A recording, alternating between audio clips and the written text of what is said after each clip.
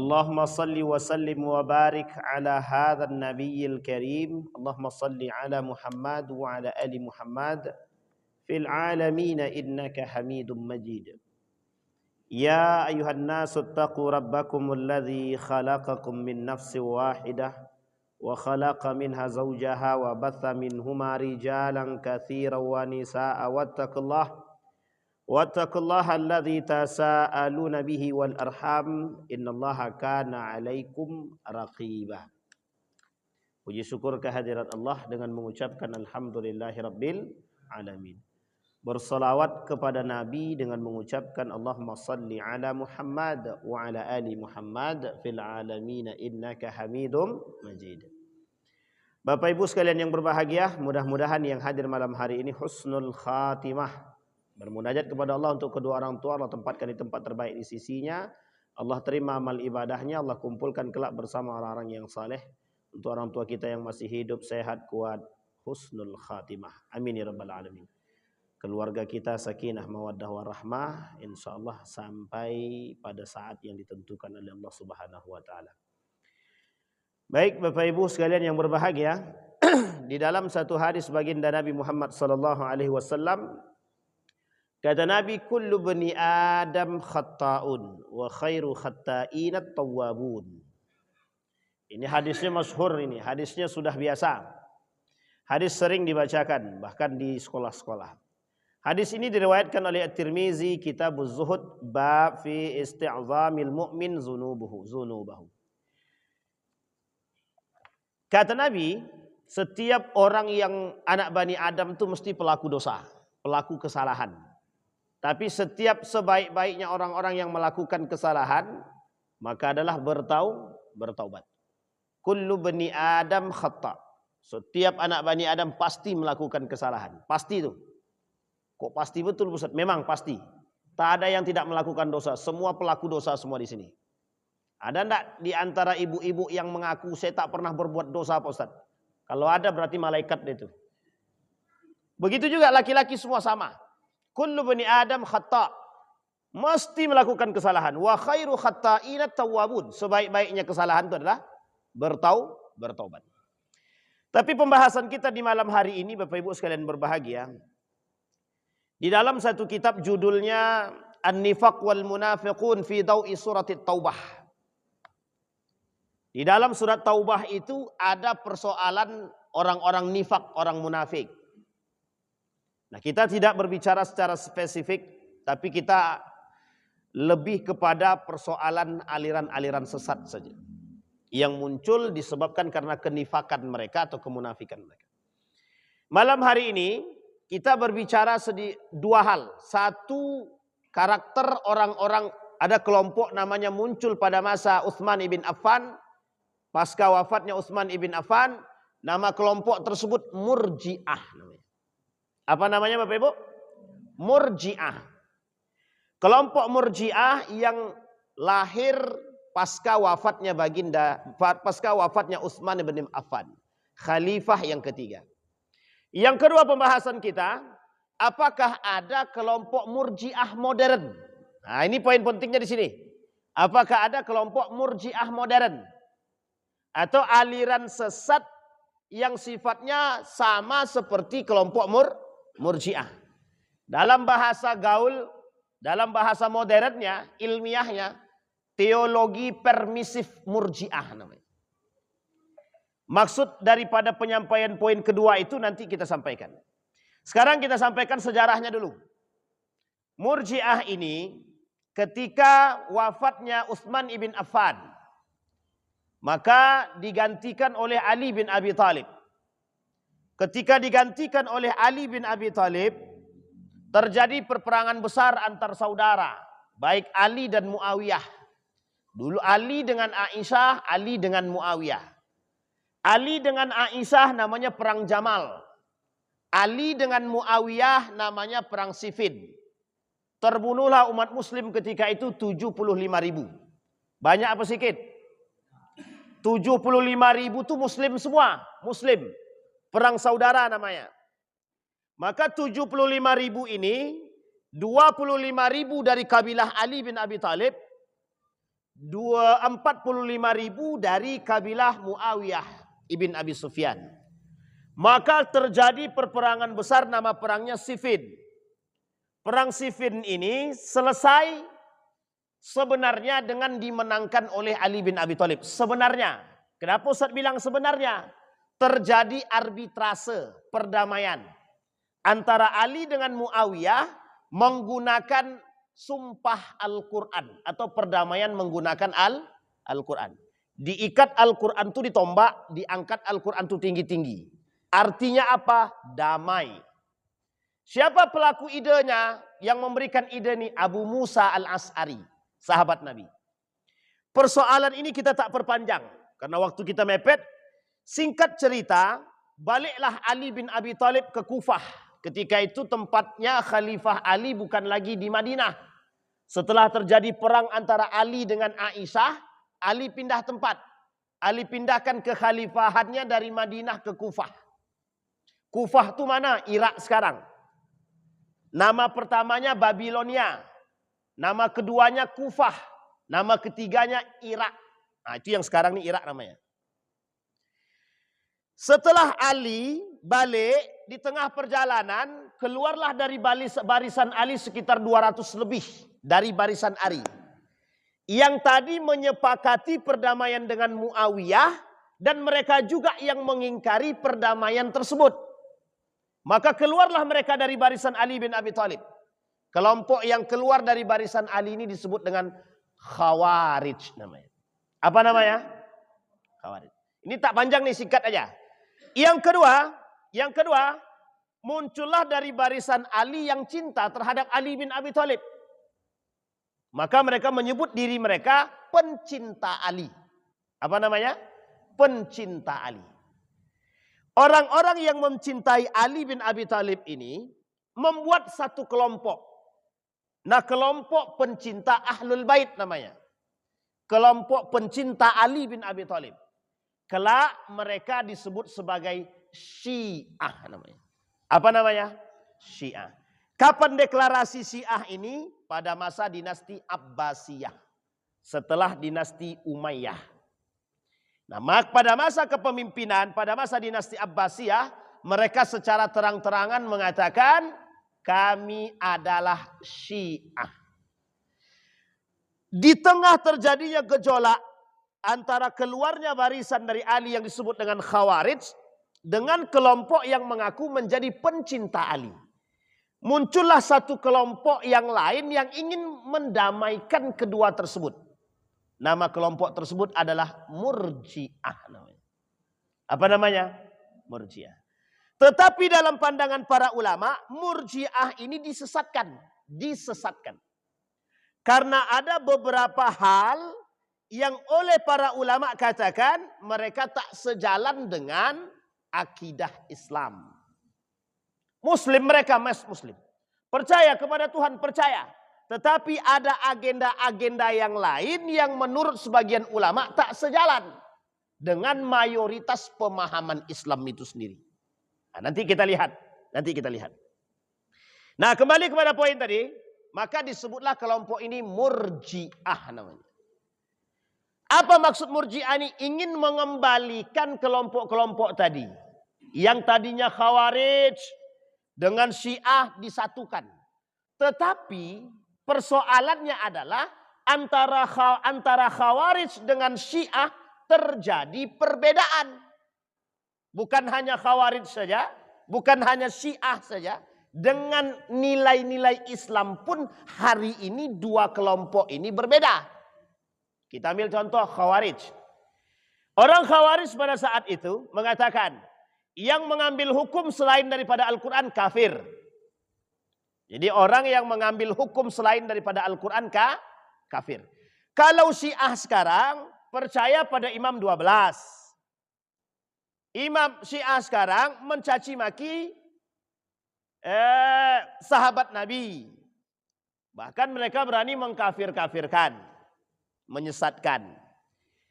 Secara nilai, peraturan, ajaran, Syiah hari ini, sebagian daripada kelompok tersebut, Kita ambillah Syiah Rafidhah misalkan. Mereka sudah mulai mempercayai Imam 12. Pertama. Kedua, mereka sudah berani mencaci maki sahabat Nabi. Termasuk istri Nabi Siti Aisyah. Dari dua ini saja sudah tampak kesesatannya. Meskipun tidak dikafirkan oleh para ulama, tapi disesatkan oleh para ulama. Oke? Sampai di sini bisa dipahami? Baik. Dua pemahaman setidaknya. Maka ada dalam paham mereka, asyhadu anna aliyah. Nah, jadi sudah ada azan tambahan. Jadi dalam azan itu ada tambahan kalimat. Tidak hanya Allah, asyhadu an la ilaha illallah. Tidak hanya itu saja. Asyhadu anna Muhammadar Rasulullah. Ada satu lagi. Asyhadu anna aliyah. Saya lupa terusannya, entah karramallahu wajhah atau apa, saya lupa. Tapi yang jelas sudah ada tambahannya. Dari tiga ini saja, dari tiga ini, itu sebenarnya kita sudah sedikit nampak ada kesesatan di dalam kelompok Syiah ini. Oke, sampai di sini bisa dipahami ya. Bagaimana dengan Khawarij? Khawarij satu, yang tak sejalan dengan mereka kafir. Yang kedua, yang mengambil hukum selain daripada Al-Quran kafir. Oleh kelompok Murji'ah ketika itu, bagaimana caranya biar terjadi pertengahan antara kedua ini? Ada salah satu cara yang mereka lakukan. Apa itu? Bagi mereka dosa-dosa itu kalau diingkari oleh hati barulah masuk dosa. Kalau tidak dinyatakan oleh hati maka dia tak dosa. Contoh, zina. Kalau hati ini mengingkari bahwa itu perbuatan dosa, kalau hati ini mengiyakan, kalau hati ini mengakui bahwa itu adalah dosa, maka jatuh dosa. Tapi kalau hati ini tidak mengatakan zina itu tidak dosa, hati ini tidak mengingkari bahwa itu dosa, maka dia tidak dosa. Bisa dipahami? Lahir kelompok seperti ini. Tunggu, jangan protes dulu. Ini nanti kaitannya dengan modern. Ini kaitannya dengan masa kini yang paling berbahaya. Maka kelompok Murji'ah ini hadir untuk memberikan, jangan ekstrim banget dan jangan lugu banget gitu. Jadi jangan lugu banget, jangan ekstrim banget. Bagi Murji'ah dosa besar itu tak ada. Semua hati tergantung pada, semua dosa tergantung pada hati. Sekarang kita lihat, apakah Syiah Murji'ah tersebut sesat? Oleh para ulama dikatakan sesat. Kita lihat pokok-pokok kesesatannya. Yang pertama, memisahkan amal soleh daripada iman. Contoh. Ini yang dilakukan oleh kelompok sebagian daripada kelompok liberalisme hari ini. Contoh. Bapak ibu semua orangnya beragama Islam.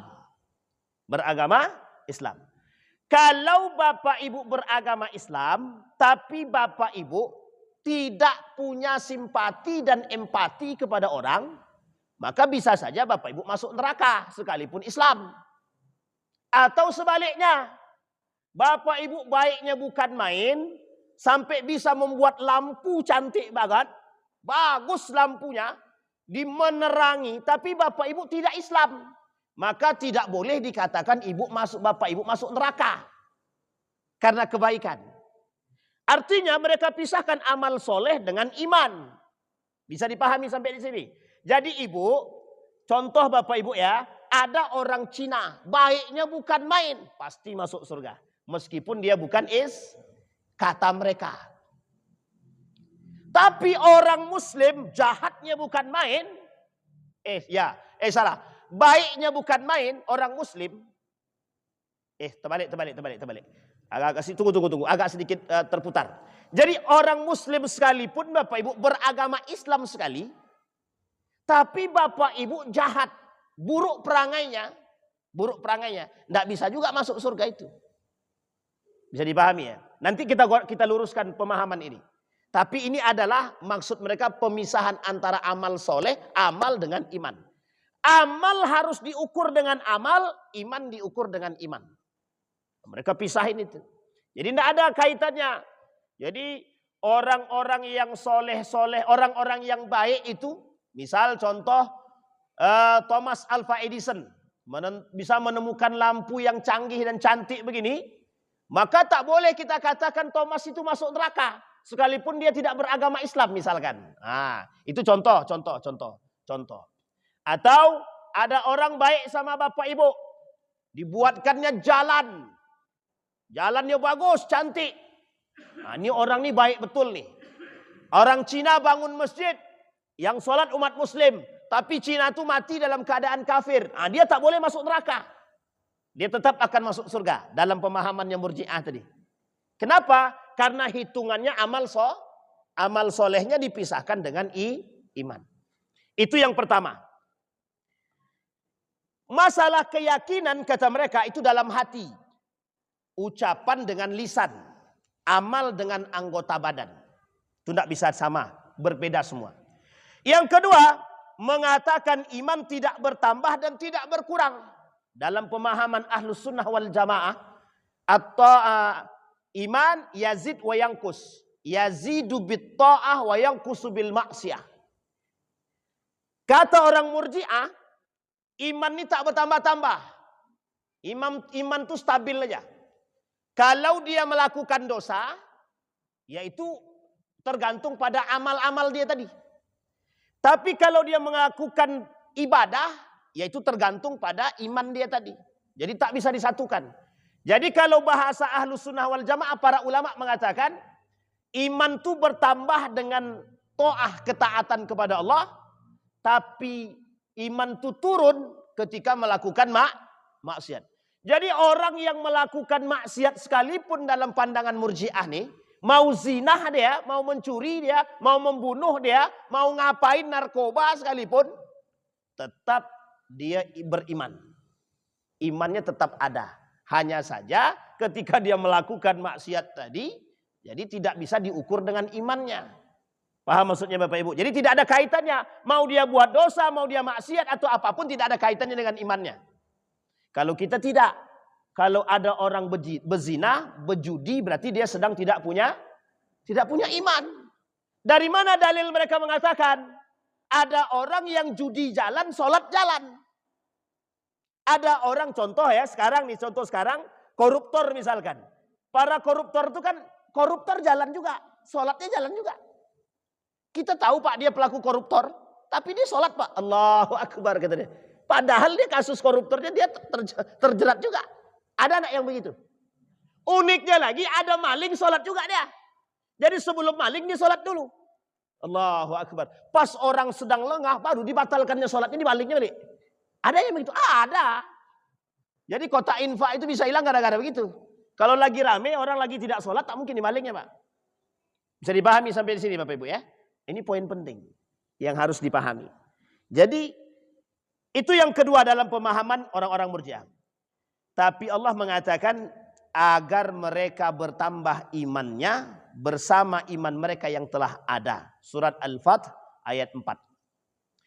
Yang ketiga, meremehkan pengaruh dosa terhadap iman. Nah, karena pemahaman mereka yang kedua tadi, bagi mereka tidak ada pengaruh kalau mereka bermaksiat tidak akan mengurangi iman mereka. Jadi mau bermaksiat atau tidak ada pengaruhnya dengan Makanya mereka katakan, kalaupun dia bermaksiat, bezinah dia ini misalkan, kalau kata hatinya tidak mengingkari imannya, maka tidak berdosa dia. Tapi kalau hatinya mengatakan mengamini, mengakui imannya, mengakui dosa perbuatan tersebut, maka berdosalah dia. Kalau gitu berzinah aja banyak-banyak, tapi tak usah diakui gitu. Tak usah diakui sebagai dosa. Bahaya apa tak bahaya gitu. Nah, nanti kita lihat Pak, kasus-kasus ini. Ini sudah terjadi di Indonesia soalnya. Karena sudah terjadi dan marak dan mudah. Yang keempat, menyamakan iman orang soleh dengan pelaku maksiat. Apa kata mereka? Mau setinggi apapun iman mereka, imam masjid misalkan, kita lihat imam ini orangnya soleh. Bagi mereka sama, antara imam soleh dengan pelaku maksiat sama. Kenapa kok sama? Tergantung pada hatinya. Ya sebenarnya kadang-kadang kalau kita nalar dengan akal yang agak-agak kurang sehat, betul juga Pak. Contoh ya, imam misalkan, imam masjid. Imam soleh Pak, hafal Quran misalkan 30 juz. Dalam pandangan kita mesti soleh kan? Baik kelakuannya, karakternya Pak, baik. Kata mereka sederhana saja. Belum tentu dia masuk surga. Memang belum tentu dia masuk surga. Tapi kata dia, orang-orang pelaku maksiat ini, bezina dia, narkoba dia, minuman khamar dia, belum tentu juga masuk neraka, kata dia. Betul apa salah kira-kira? Betul apa tidak? Pelaku zina, narkoba, minuman khamar, berjudi, kira-kira belum tentu masuk neraka atau sudah pasti masuk neraka? Banyak juga yang mengaku Tuhan malam hari ini. Kalau dia tobat bagaimana? Itu kuncinya. Oke? Baik, kita kembalikan. Jadi menurut orang-orang Murji'ah nih, sama aja. Antara orang yang jadi imam, jadi ustadz, jadi ulama, dengan pelaku maksiat sama. Tergantung pada hatinya. Kalau bahasan ini yang diangkat, ada orang jadi ustadz. Tapi mohon maaf, hatinya niatnya pamer jadi ustadz. Kira-kira masuk surga apa neraka? Masuk surga apa neraka? Ada orang jadi ustadz tapi niatnya pamer. Neraka. Sama dengan bahasan dia, kata dia. Kalau ada orang maksiat tapi niatnya untuk baik, bagaimana? Kita kembalikan pada niatnya tadi. Ada orang maling tapi niatnya baik untuk membantu orang. Masuk surga apa neraka? Masuk surga pula kata ibu. Jadi memang kacau juga si Murji'ah ya. Kacau memang Murji'ah nih.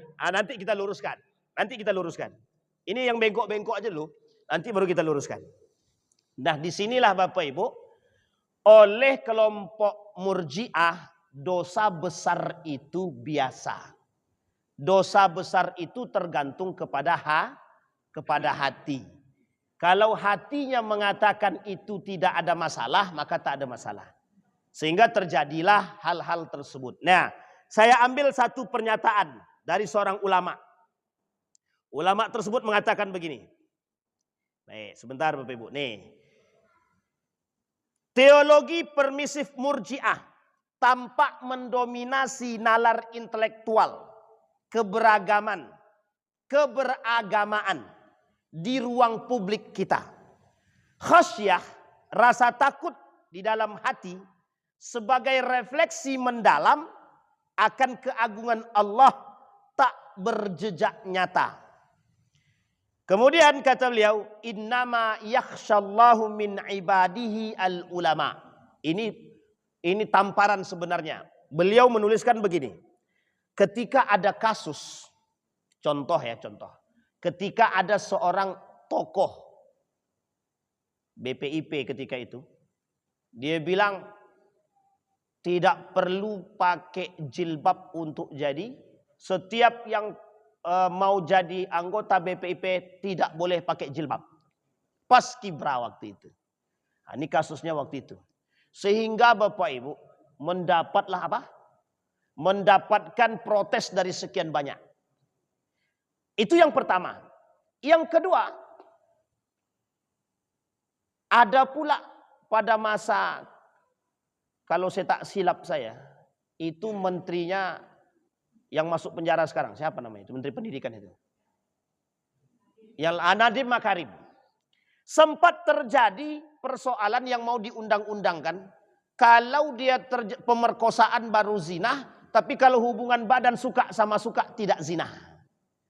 Wah, ini yang disebut dengan persoalan hari ini. Nah, sekarang kita masuk, itu contoh baru. Nanti kita jabarkan contoh-contoh tadi. Nah, sekarang kita masuk Bapak Ibu. Ada namanya Murji'ah modern. Apa namanya? Murji'ah modern. Apa yang disebut dengan Murji'ah modern itu? Murji'ah modern itu adalah model-model gaya Murji'ah yang hari ini tampak. Yang paling jelas adalah peremehan terhadap Sekarang kita lihat. Ada orang yang mengatakan begini. Bro, kalaupun aku maksiat sekarang, kan tinggal taubat selesai. Bisa dipahami kalimat ini? Kira-kira betul atau salah? Yang betul? Yang betul? Dia bilang begini, kalaupun aku zina sekarang, kan kalau aku tobat selesai. Salah enggak kalau kita lihat kepada hadis Nabi tadi? Kullu bani Adam khata.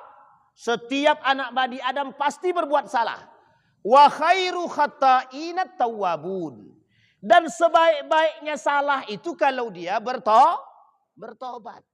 Sekarang pernyataannya kita balik, kita lengketkan. Kata mereka, kalaupun aku berzinah sekarang, kan tinggal tobat selesai. Itulah yang hari ini dipakai oleh para koruptor itu. Itulah yang dipakai oleh pelaku zina sekarang. Itu jugalah yang dipakai oleh para, mohon maaf, pelaku kriminal sekarang. Pelaku narkoba, pelaku zina, pelaku minuman khamar, pencuri, sama. Itulah yang mereka lakukan sekarang. Apa maksudnya? Peremehan terhadap dosa. Itulah kesesatan yang nyata. Kalau ada ustadz yang mengatakan, dosamu tak seberapa, biasa aja, enggak apa-apa, nanti tinggal tobat aja. Berarti ustadznya sesat.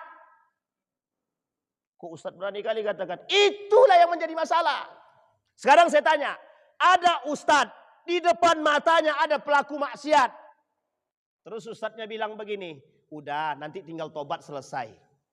Itu ustadz sesat. Kalau dia cepat tobat, alhamdulillah. Tapi kalau tak tobat, selesailah urusan. Apa bu? Kalau dia tak sempat tobat, pelaku dosa tadi, terjebaklah dia dalam dosa. Masalah neraka tergantung amal ibadah dia. Seberapa banyak amal ibadahnya? Lebih banyak mana? Amal solehnya atau amal buruknya? Kalau lebih banyak amal solehnya daripada amal buruknya, langsung masuk surga. Saya berpahamkan pada poin yang ini. Dengan guru saya, Profesor Dr. Haji Yunahar Ilyas mengatakan, kalau banyak amal solehnya ketimbang amal buruknya, tak perlu dicuci, langsung masuk surga. Tapi kalau imbang amal soleh amal buruknya, cuci dulu, masuk neraka, baru dia kemudian masuk. Tapi kalau amal buruk dia lebih banyak daripada amal solehnya, otomatis cuci. Tapi kan amal solehnya masih ada. Artinya masih ada potensi masuk. Pertanyaannya, apakah ada orang muslim yang tidak masuk surga? Ada. Orang muslim mati dalam keadaan musyrik. Orang muslim mati dalam keadaan kafir. Orang muslim mati dalam keadaan munafik. Ini tiga-tiga kekal di dalam neraka. Berarti muslim ini punya potensi masuk surga. Sangat. Man qala la ilaha illallah dakhalal jannah. Yang mengatakan la ilaha illallah pasti masuk. Sekarang pertanyaannya, itulah yang dipahami oleh Murji'ah. Jadi gara-gara kalimat itulah man qala la ilaha illallah, setiap orang yang melakukan mengucapkan la ilaha illallah pasti masuk surga. Jadi kalaupun aku maling sekarang, kan aku sudah pernah mengucapkan la ilaha illallah. Pertanyaan muncul, apakah dia tahu dia mati dalam keadaan kafirkah? Dia mati dalam keadaan musyrikah? Atau dia mati dalam keadaan nifak munafik? Itu yang pertama. Yang kedua, apa pernah dia merasakan panasnya neraka? Sehingga dia bersiap untuk masuk neraka dulu. Baru kemudian penting, enggak apa-apa masuk neraka sekarang. Yang penting endingnya kan masuk surga juga. Pertanyaannya adalah, itu sama saja menentang Tuhan. Sampai di sini bisa dipahami ibu-ibu. Jadi ibu-ibu sekalian, bapak ibu sekalian yang berbahagia, begitulah hari ini mudahnya orang dengan orang tak nampak. Mereka mengatakan, ala dosa, tinggal tobat aja selesai. Betul. Apa alasannya? Karena neraka tidak tampak. Sekarang saya tanya, kalau ada orang maling dia, kemudian dibakar hidup-hidup, besok ada enggak yang maling di kampung itu?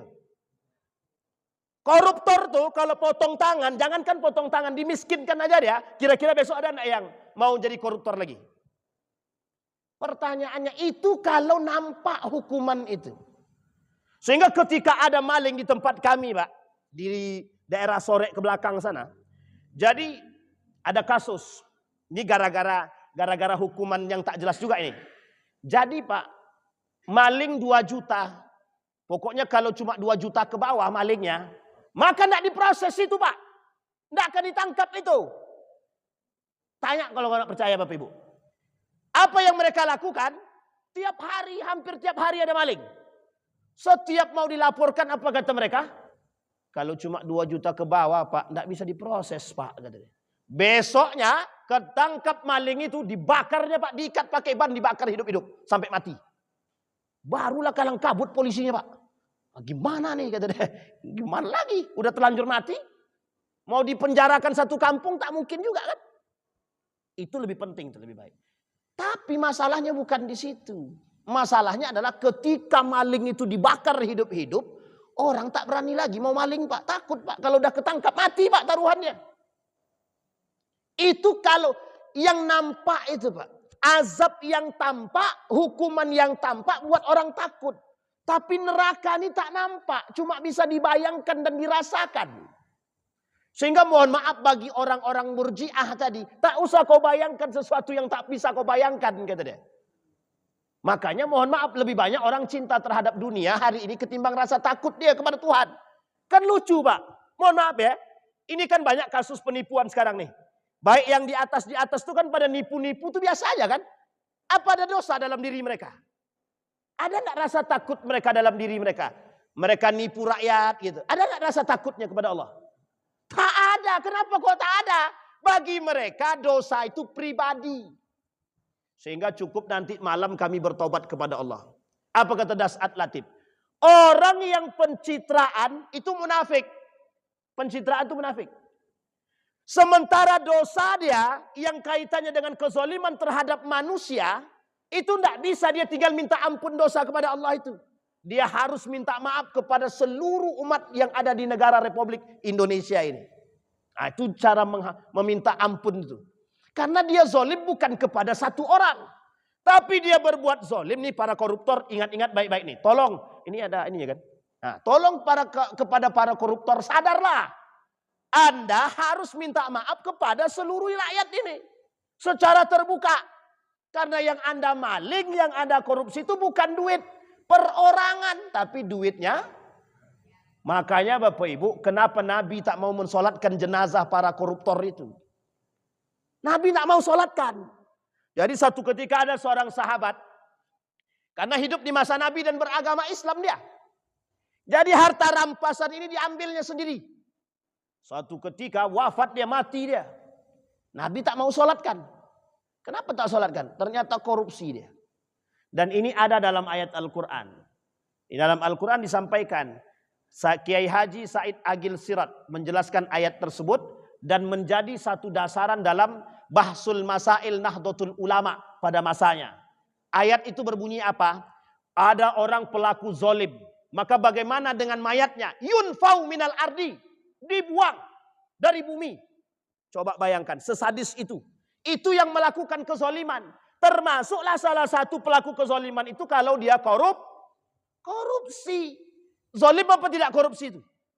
Contoh kasus MBG tadi. Tersebut pula namanya. Lantaklah. Udah tersebut terceplos sebagaimana lagi. Ditahan pun susah juga. Itu kan betapa banyak rakyat yang sakit hatinya itu. Pertanyaannya itu gimana coba mempertanggungjawabkannya di akhirat itu. Ya Ustaz kok mikirnya ke sono? Iya itulah yang saya pikirkan Pak. Masih ingat kasus yang 298 triliun itu? Entah terbalik, entah 900 atau 200, tak tahulah saya. Itu gimana coba tuh triliunan Pak. Bagaimana cara minta ampun kepada rakyat itu yang dimaling duit rakyat. Mending kalau duit kita pribadi Pak tinggal datang Pak Imam mohon maaf ya Pak Imam. Kata Pak Imam halal kata dia meskipun triliun tidak apa-apa. Selesai urusan. Allah ampuni Allah ampuni. Tapi kalau sekian banyak begitulah masalahnya. Oleh orang murji'ah kata dia itu tak ada masalah. Cukup hati dia dah selesai kata dia. Oh begitu Pak. Makanya orang hari ini disebutkan oleh ulama guru saya tadi. Banyak orang hari ini menganut kelompok aliran-aliran murji'ah ini. Kenapa? Mereka merasa dosa mereka tidak ada pengaruhnya terhadap iman. Dan iman tidak berpengaruh pada diri mereka apakah mereka berbuat dosa atau tidak. Kira-kira kalau aliran ini yang tersebar luas, parah apa tak parah kira-kira? Apa parahnya? Setiap orang akan meremehkan dosa. Itulah yang terjadi sekarang. Makanya dosa-dosa sekarang ini biasa saja ibu tengok. Kalau bapak ibu dulu jarang melihat orang. Orang itu kalau mau maling dia mesti takut pak. Malam hari sembunyi-sembunyi. Kalau sekarang maling itu sembunyi-sembunyi. Terang-terangan. Atau kelompok atau bagaimana? Berjamaah. Ibu tahu bapak ibu ada satu desa. Di negara Republik Indonesia ini. Satu desa maling semua. Perampok semua. Ini sensitif kalau saya sebutkan nama daerahnya. Tapi bapak ibu cari saja. Cari aja di Google, satu kampung maling di Indonesia. Carilah, dia ketemu tuh. Itu kata kuncinya. Coba bayangkan. Nah ada, biasa aja sudah. Biasa aja. Kita ambil contoh lagi. Kenapa hari ini, orang-orang yang berzinah bukan semakin berkurang. Semakin bertambah. Prostitusi ditutup. Tapi mohon maaf.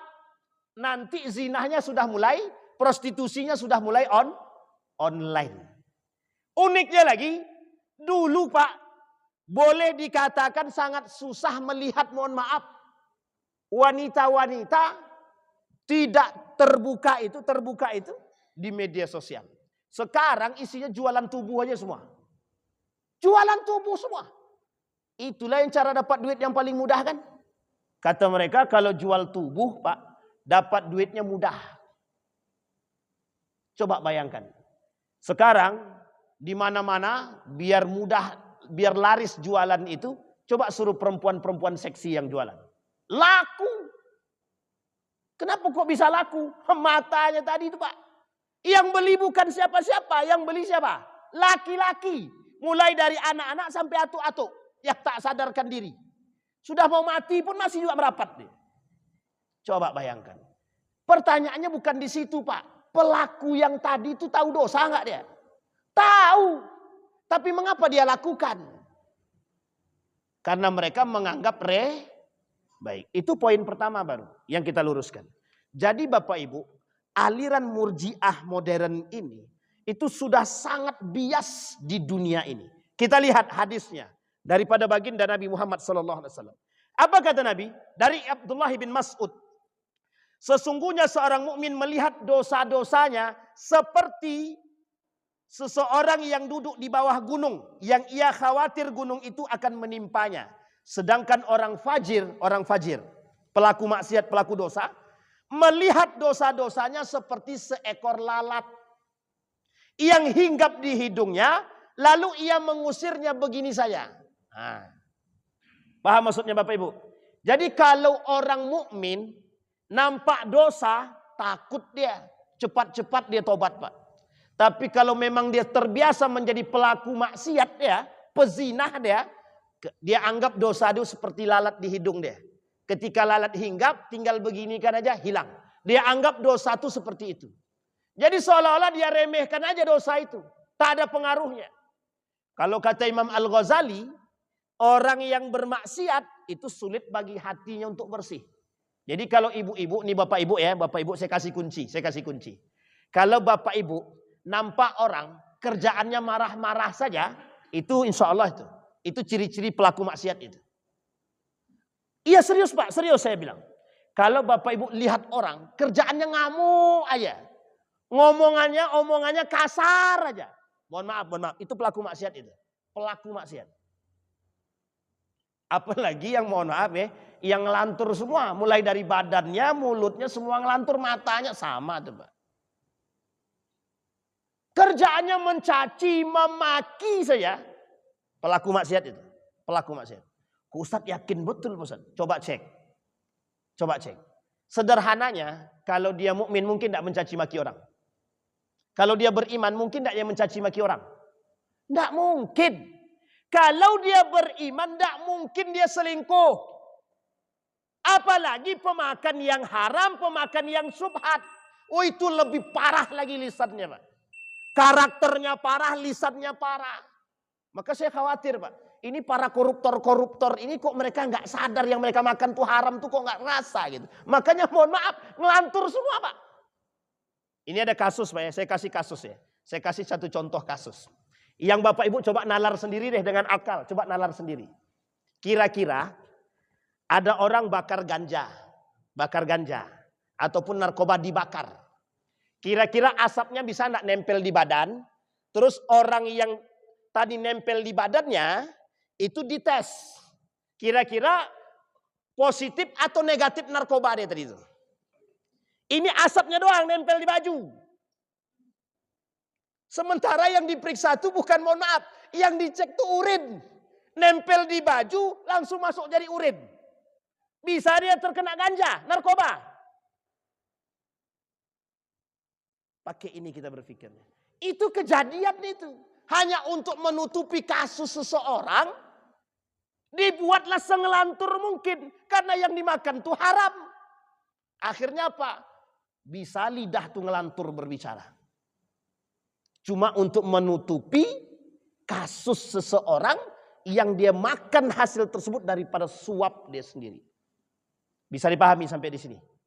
Begitulah dampak. Itu suap. Suap itu halal atau haram? Kalau disuapkan istri halal. Tapi kalau disuapkan, paham maksud saya Bapak Ibu ya? Ya haram. Yang kita makan. Haram. Itu hadis yang pertama. Hadis yang kedua kata Nabi. Di akhir zaman itu kata Nabi, semua orang itu mayoritas melakukan dosa itu terang-terangan. Nah sekarang buktinya. Nyata enggak kata Nabi itu? Makan korupsi itu satu kampung. Bukan satu kampung ya. Ada satu, ya ini saya tak sebut lah ya. Pokoknya sekarang nih korupsi itu sudah terbiasa, sudah biasalah, tradisi lah. Justru kalau enggak korupsi itu, bagus banget hidupmu, kau enggak korupsi. Begitulah bahasanya.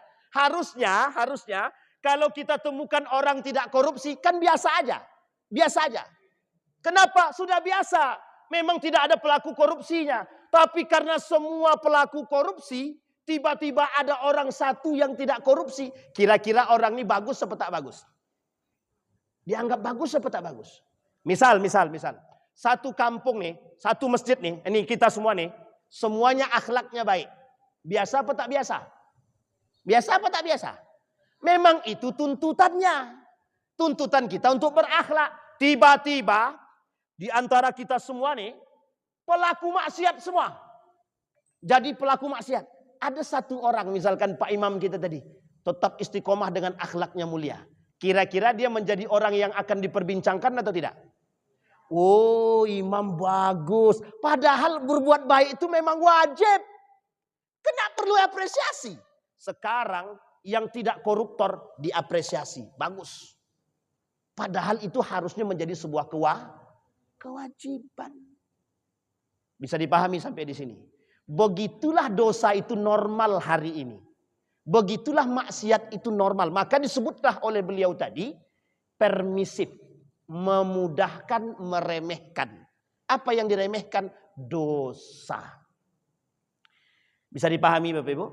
Maka kata Nabi dalam hadis terakhir, kata Nabi, satakunu fi akhir zaman sanawatun khadda'at.